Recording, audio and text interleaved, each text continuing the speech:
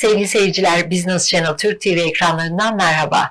Ben Nesrin İçli. Perspektif'in bugünkü konuğu Arya Trade Dış Ticaret kurucusu Yakup Köser. Hoş geldiniz. Hoş bulduk, teşekkür ederim. Rica ederiz. Bize kendinizden bahseder misiniz ve bu alana ilginiz nasıl başladı? Biraz anlatır mısınız? Tabii ki. Şöyle, ben babamın görevi gereği Belçika'da ilkokulumu tamamladım. Ne güzel. Evet, sonrasında işte 6 yıldan sonra Türkiye'ye geri döndük ve ortaokul ve liseyi de Galatasaray Lisesi'nde tamamladım. Tam Frankofon. Aynen, tam olarak Frankofon.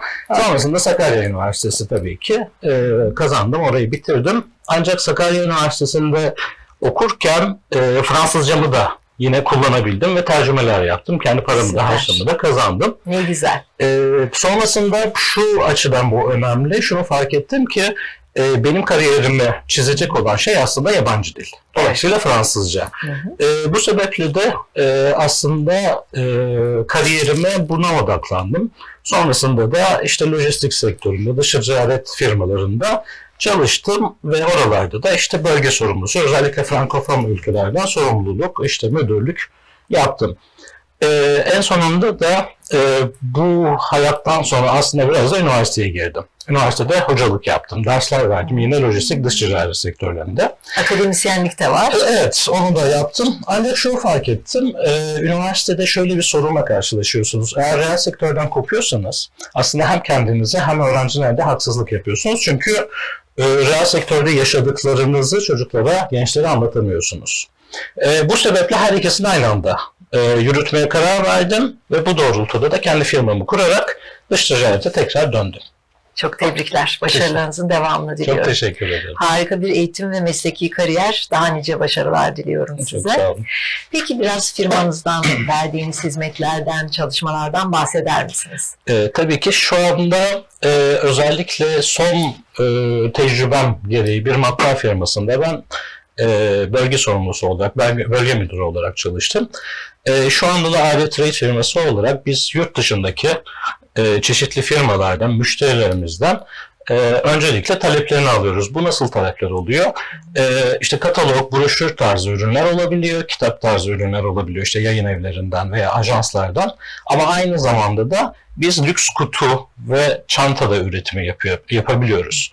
Bu talepler müşterilerimizden gelir, fiyatlandırırız. Sonrasında da siparişe döndüğü anda biz Türkiye'deki tedarikçilerimizle bunları ürettiriyoruz ve ihracatını yapıyoruz.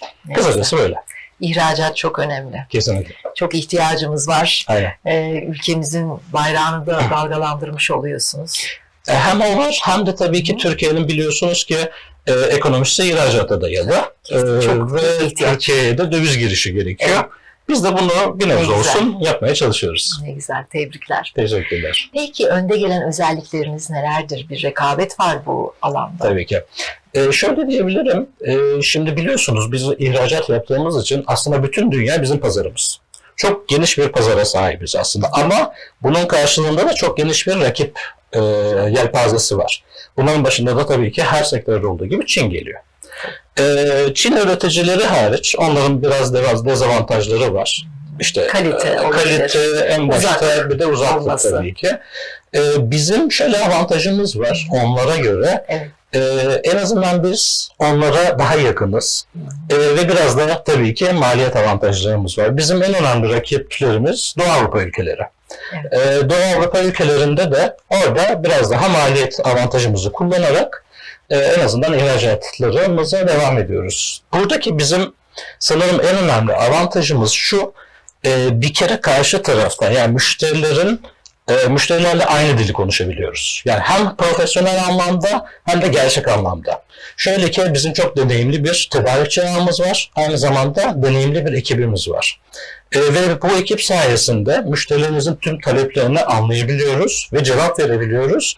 Aynı zamanda da onların dilini konuşuyoruz. İşte Fransızca ise Fransızca, İngilizce ise İngilizce, Almanca ise Almanca. Bizim hitap ettiğimiz tabii sektör ve ülke, bölgeler olarak düşünürsek eğer özellikle Avrupa ve Orta Doğu. Orta Doğu'da Arapça bilen bir arkadaşımız var. Onunla işlerimizi yürütüyoruz. Ama buradaki en önemli husus bizim çok deneyimli tedarikçilerimiz var. Çünkü Türkiye'deki bütün üreticiler aslında bizim tedarikçilerimiz. O Böyle çok bir önemli. avantajımız var. Lojistik konusu son derece önemli. Tabii ki. Zaten ihracatın en önemli ayaklarından bir tanesi. Ben lojistikte de çalıştım, hatta derslerini de veriyorum. Biz buradaki üretimimizi yaptıktan sonra aslında iş bitmiyor tabii ki. Tabii. İşin Uç diğer tarafa ayağı da var. hizmet değil mi? Tabii ki işte en başta Avrupa'ya gitmek için 10 günlük bir süreye ihtiyacınız var parçaya yükleme yaptığınızda. Dolayısıyla önemli lojistik firmalarıyla çalışarak bunların yani ürünlerin teslimini de kısa sürede ve en az formaliteyle müşterilerimizi uğraştırarak yapıyoruz. Evet. Bu da tabii ki onları cezbeden bir nokta oluyor. Kesinlikle. Büyük markalarla çalışıyor musunuz? Şöyle özellikle lüks kutu demiştim az önce ürettiğimiz. Yani yurt dışındaki önemli kutu firmalarıyla, kozmetik firmalarıyla çalışıyoruz. İşte örnek verecek olursak Kenzo'ya, Dior'a, Süper. işte Jean Paul Gaultier, sonrasında başka kimi sayabilirim? Dolce Gabbana, bunlara Ne güzel. güzel kutular yapıyoruz. Ne güzel, çok hoş. Peki geleceğe dair firmanızın ve sizin vizyonunuzdan, hedeflerinizden bahseder misiniz? Tabii ki. Şimdi dediğim gibi biz aslında çok yeni bir firmayız. 5 yıllık bir firmayız. Ve daha yolun başındayız. Bizim yapmamız gereken aslında en önemli şey, vizyon olarak da bunu söyleyebiliriz, pazar geliştirmek. Farklı ülkelere açılabilmek, farklı müşterilerle irtibata girebilmek ve bunu yaparken de aslında kaliteli üretim ve kaliteli bir lojistik hizmeti sunabilmek. Biz bunları sağlayabilirsek zaten aslında biz hem portföyümüzü genişletebiliriz hem pazarımızı genişletebiliriz. Son olarak da aslında vizyon olarak şunu ekleyebilirim. Belli bir dönemden sonra belki 1-2 yıl içerisinde ufak çaplı ürünlerin de üretimine başlayabiliriz. Bu da bizim hedeflerimizin Ne arasında. güzel. Hedeflerinize ulaşmanızı temenni ediyorum. Teşekkür ederim. İnşallah. İnşallah. Peki genel olarak düşünürseniz kimler bu alanda başarılı olabilir? Hangi özellikler ve yetkinlikler gerekmektedir? Şimdi burada bir taraftan da üniversitede hoca olduğum için aslında buraya da atıfta bulunarak cevap vereyim bu sorunuza. Bir kere öncelikle dış ticaret çok zevkli bir alandır. Bunu söyleyebilirim ama tabii ki çok büyük zorlukları var ister istemez. Dolayısıyla burada aslında başarılı olabilmek için en başta tabii ki kendinizi geliştirmeniz lazım. Özellikle yabancı dil konusunda. Ve teknoloji konusunda. Evet. Sonrasında da tabii ki hitap ettiğiniz kitleler, ülkelerin kültürlerini de öğrenmeniz gerekiyor ki Kesinlikle. o kültürel dinamikleri takip ederek onların aslında ihtiyaçlarını karşılayabilmeniz lazım. Kesinlikle. Dolayısıyla burada yapılması gereken en önemli şey aslında yurt dışını takip etmek. Ve bunu Deneyimlemek, Tabii ki. sizin yaptığınız gibi.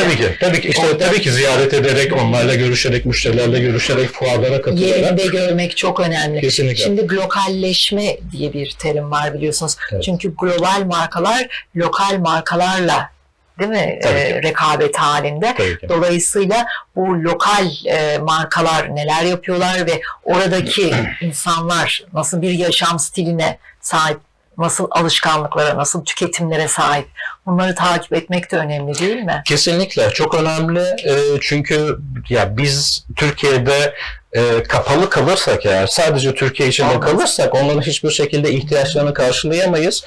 Maalesef ki aslında sektörün de böyle bir dezavantajı var. Şöyle örnek vereyim ben size. Bizim çalıştığımız dediğim gibi çok fazla tedarikçimiz var ve bunların çoğu da KOBİ aslında. Maalesef ki bu KOBİ'ler aslında bir zamanlar ihracatı denemiş, deneyimlemiş ama sorun yaşamışlar. Alacaklarını alamamışlar veya başka sorunlar yaşamışlar ve çekilmişler. İhracat yapmak istememişler.